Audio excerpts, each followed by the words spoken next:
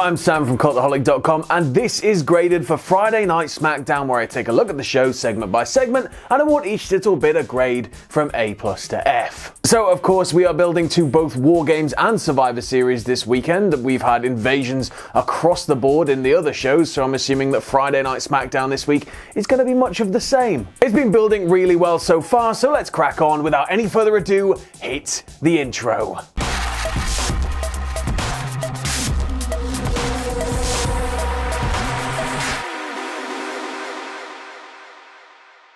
So this week's episode opens with everybody backstage just sort of hanging out and chatting and just hanging out. They're all sort of stood in this massive hallway. Baron Corbin gets up and he tries to talk. Nobody's listening to him. They're all chatting and shouting over each other and laughing on and joking and just being mates, just all being SmackDown mates. And then Roman Reigns appears and they're all super quiet because he's the locker room leader. Roman says that they are most certainly coming tonight, both Raw and NXT, and we cannot cower. We're going to let them in.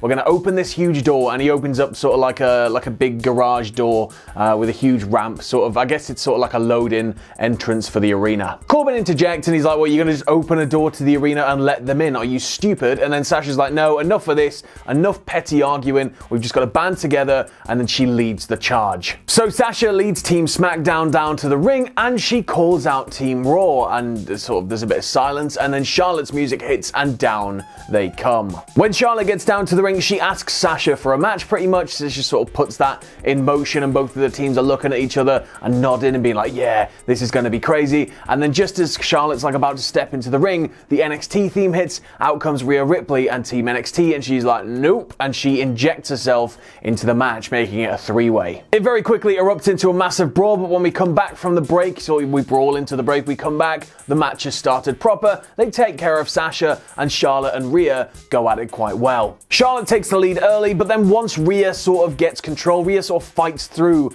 everything Charlotte throws at her and just keeps getting back to her feet. Once she finally gets the better of Charlotte, Sasha sneaks in, nails her with a backstabber, and almost has her pinned. Things spill to the outside, and then Sasha and Nikki Cross get into an argument. Team SmackDown appears to be falling apart a little bit. They're getting in each other's faces. Charlotte capitalizes on this. Sasha and Rhea are on the outside. Charlotte comes from the top rope all the way down with a moonsault. It looked great. Once back in the ring though, Rhea really shines. She's sort of going toe-to-toe with Charlotte. They're throwing as much as they can at each other. They're both exhibiting what they're good at. Rhea's just laying in the power. Charlotte's laying in a lot of submission style stuff. And it just works. It just works really well. And Rhea once again shines when she's put in there with one of the biggest stars in the company. Rhea's thrown to the outside though, and then Sasha comes in. Charlotte locks her into a figure eight. Rhea slides in, and when Charlotte arches her back to make the figure eight happen, she slips underneath Charlotte, pins her shoulders, so Sasha is tied up. She can't do anything to stop the pin, and Rhea Ripley gets the three with a really, really inventive pin. Post-bell, Raw and SmackDown sort of get in each other's faces, and I'm going to give this match a B+.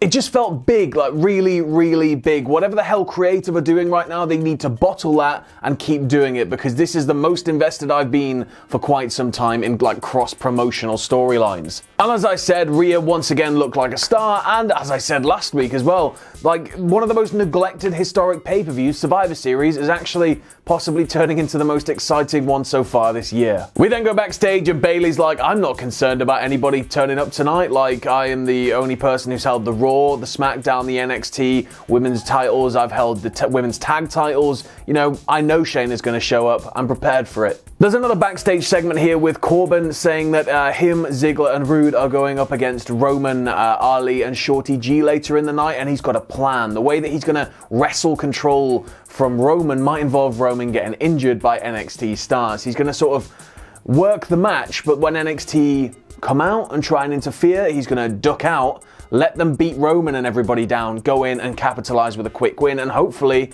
he might just get a little bit injured. Sami Zayn passes him though. He's on the way to the ring to make an announcement. He and Corbin have a nice little back and forth, and he's like, come on, go out to the ring and I'll humble you. I'll put you in your place. And then we follow Sami down to the ring. Nakamura then comes out, and Sami has a bag in his hand. He describes himself as a stud, but he says that Nakamura is undoubtedly the bigger one. And because he has such a deep appreciation for him, he's brought him a gift. And he opens the bag to reveal the brand new WWE Intercontinental Intercontinental title. This got quite a tepid response from the crowd, but we'll talk about that in just a little bit. He then runs down Roddy Strong. He's like, what's his name again? Is it Riggy? And then Nakamura's like, I don't even know, I'm drawing a blank. And then the Era come down. Nakamura and Zayn leave the ring. Cole gets on the mic, hypes up War Games, hypes up Roddy, and then out come the New Day. They challenge the Era to a match tonight to settle all of the stuff like the attacks that have been happening across brands. The Era are like, okay, you two against us four, absolutely. And they're like, no, we've got backup. And then out comes Heavy Machinery. But just to cycle back, everybody's sort of up in the air about the Intercontinental title changing, saying that maybe this is what the Universal title should look like, or the WWE Championship.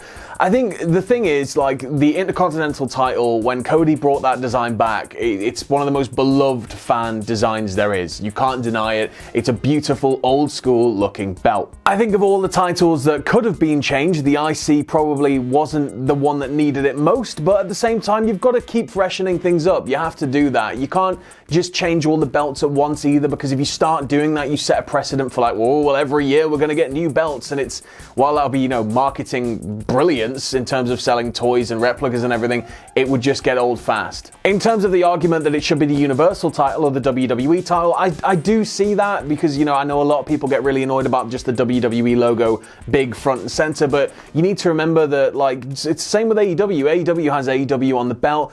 Any of the super big matches with the super big money guys, they're the things that are going to get reported on by your basic press. They're the things that are going to get picked up by just normal outside non-wrestling websites. And if there's a huge WWE logo, and most people are now looking at the things like websites on like tiny little phone screens, that logo's big and it's prominent and it's front and center. So I understand why those belts have that design. I personally wouldn't have changed the IC belt. I think the US title could do with a new look, but at the same time, I think it looks beautiful. So I think it's going to be a grower. I think people are going to get used to it, but we're always going to long for that classic design. But we go back to the ring for the New Day and Heavy Machinery against the Undisputed Era. The Era go immediately after Big E. They're making quick work of him, but then he just hulks up and he gets back to his feet. He hits like a splash on Bobby Fish, who's like halfway through the rope, like on the apron. He sort of splashes him on the apron. Whenever anybody else comes at him, he almost just sort of bounces them off, just like repels them. He looks so powerful. Kofi and Cole then go at it, and they have a really nice back and forth until Kofi gets trapped in the corner. I think Roddy gets a blind tag, comes in, lays him out, and then this is a great deal of the match. Kofi's trapped, the Era, as they are, they're one of the most amazing tag team machines in the world. They will just trap, isolate, tag, keep everybody fresh, and just keep grinding Kofi down. Kofi does look to be free and safe at one point though, but I think it's Roddy that, like, Kofi comes up the turnbuckle, I think Roddy shoves him to the outside, and he accidentally takes out Tucky on his way down. This leads to an argument on the outside between Big E and Otis. Eventually though, Kofi does get the hot tag to Otis, and Otis cleans house. There's a point where Tucky hits a bloody moonsault. It was almost like slow motion. It was like one of those weird moments where you can see something happening in real time, but it feels like it's taking forever. It was beautiful. Otis, after being cut off on a caterpillar earlier, eventually gets to hit a caterpillar, but this proves to be the undoing of Heavy Machinery. The Era cut them off after the caterpillar, and Strong nails Tucky with a running knee in order to pick up the win. Post-belt, Roddy goes all the way up the ramp and he starts mouthing off to Nakamura, and he's getting right in his face, and then out of nowhere, sort of off a stage riser, in flies AJ Styles with a phenomenal forearm. They all just start brawling, and then Sami Zayn has to grab a chair. He like swats Styles just like he's a fly, just bang, and he goes flying off the stage, and then he starts really laying it into Roddy. Roddy's lying there in sort of agony. I'm gonna give this one an A. The Era look like megastars, but when don't they look like megastars? They're just great. As I said, they're one of the most incredible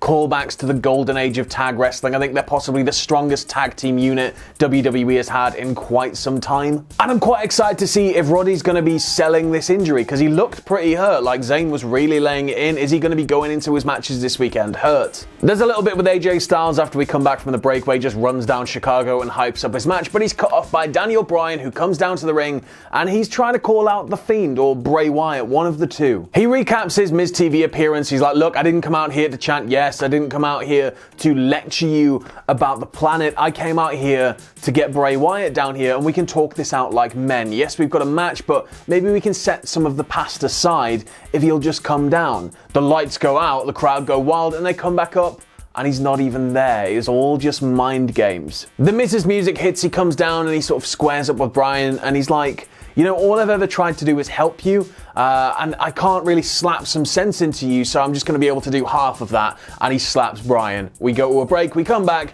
and the match is very firmly underway. Bryan's aggression really shines through in this one. Like, even when he's on the back foot and he's eating a lot of abuse from the Miz, he's just taking it. Like, he's getting laid out with like a shin to the chest, he'll like take it, get back up and have another. He just seems really driven. Eventually we come to the point where Bryan's been trying to go off the top for a while. Miz gets shoved off. Miz is sort of trying to get him into a superplex. He shoves him off, hits him with a missile dropkick, and this drives Miz into the corner. I think he like lays in some yes kicks before then, but Miz is very firmly sort of lying, knackered on the opposite side of the ring, just like looking at him, just out of it. And then Bryan looks to the crowd. The crowd are really hot. He's sort of stood there looking, and his hands start to ball up, and then his index fingers come out, and his hands start shaking. And then he does it. He goes for the yes, but before he can even get the word out, all of the lights go out, and when they come back up, where the Miz was, the Fiend is now there. This little switcheroo between the Miz and the Fiend was done really well. Like, the cameras were all in the right places, so when the light went off, it was the same shot, and he was just there, occupying the exact same space of the screen. That was really cool. But of course, he gets up, mandible claw, chokes out Bryan. Cole just went, mandible claw! Like that. Like, it was really off-putting. Just like there was silence for about 5 seconds, and then just screamed mandible claw. But I'm going to give this match a B. It was obviously a big precursor to this eventually happening. Like, the whole thing opened with a promo with him being like, come on, Bray, come down. And Bray teasing him by turning the lights on and off. So it was going to happen at one point, but I like that it happened when it happened, because if you remember last week on Miz TV, Bray was like, all you got to do is say the magic little word. You've just got to say yes. And then when Bryan did it, that's when the lights dropped out. So it's like maybe Bryan knew that that was the only way he was going to bring Bray down, or maybe Bryan forgot and he was sort of caught up in the moment and did it, and that was sort of his downfall in this situation. Shayna Baszler then hits the ring. She calls out Bayley. She's like, oh, you say I've been attacking you from behind, whatever, come down here now. She takes off her jacket. She stares at the ramp, and of course, Bayley jumps her from behind. But Bayley, I don't think Bayley was expecting Shayna to put up that much of a fight. She obviously gets the immediate upper hand by jumping her, but Shayna locks in the Kirifuda twice, with Bayley just managing to escape. She gets all the way up the ramp. Bayley's like staring at her, like terrified, because Shayna's just so angry. I am so excited to see these two go at it properly. And then we go back to the ring for tonight's main event. It's been a pretty eventful but story-heavy night. Obviously, with it being a go-home,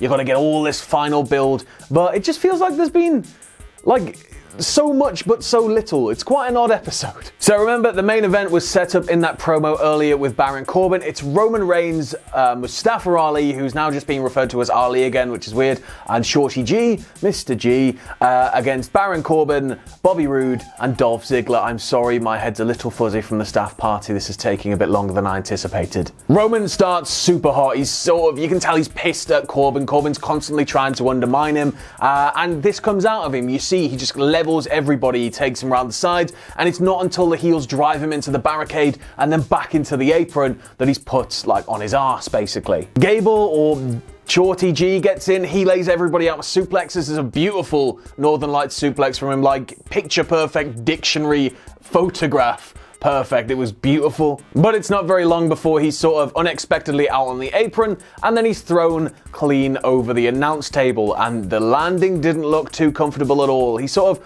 almost landed on his feet, but I think his lower back caught like the very lip of the table on the side where the commentators sit, like the hardwood part. It looked a bit like, eh. When we come back off the break, Ziggler hits a ridiculous spike DDT onto Roman, but then when he goes for the super kick, Roman of course cuts him off because he's Superman with the Superman punch. Ali and Corbin then go at it, with Ali very much taking charge. He even hits a pair of like incredible looking dives. But then things from here devolve into a little bit of a brawl, and then back in the ring, Corbin hits the deep six to pick up the 3. Post-bell though, this is where things really start to get interesting.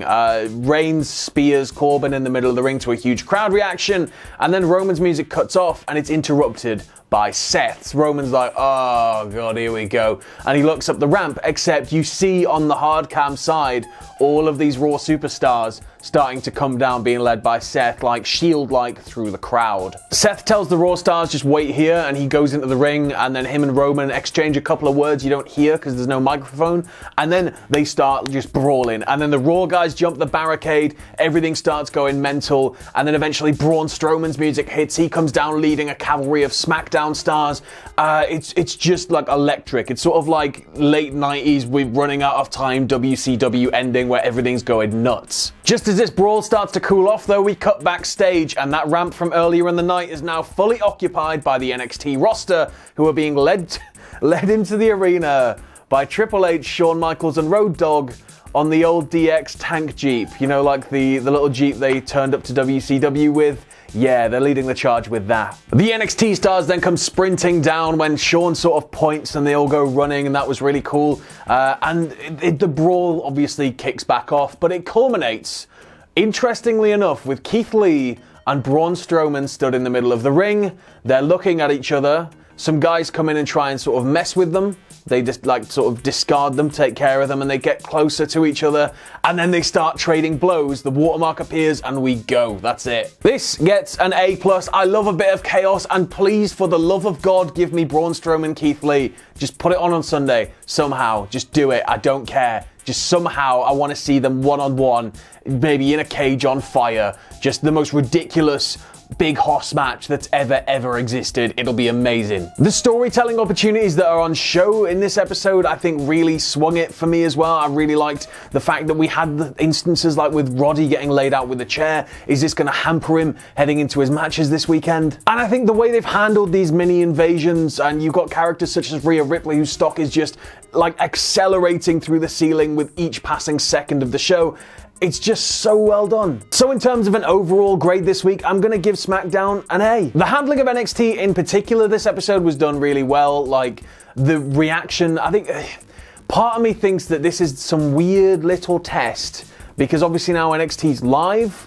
We've got Survivor Series building up. The NXT injection is arguably the thing that has made this Survivor Series more entertaining than any of the last sort of decade, definitely. But part of me feels like maybe this is the big road test to fully leaving Full Sail. But other than that, as I said, it really felt like we were watching a late 90s, early 2000s episode of Raw. It's just sort of the raw energy of everything that was going on. Everything was just proper edge of seat. And I can't remember the last time I've been proper edge of seat with WWE's weekly programming. Just more of this. More of this, please, WWE. It's been great. Thanks for watching. Let us know what you think in the comments below. You can follow Cultaholic on Twitter @Cultaholic. You can check us out on Facebook at facebook.com/Cultaholic. If you like what we do here at Cultaholic, you can check us out on Patreon at patreon.com/Cultaholic. And no matter what you do, don't ever forget to hit subscribe and join us.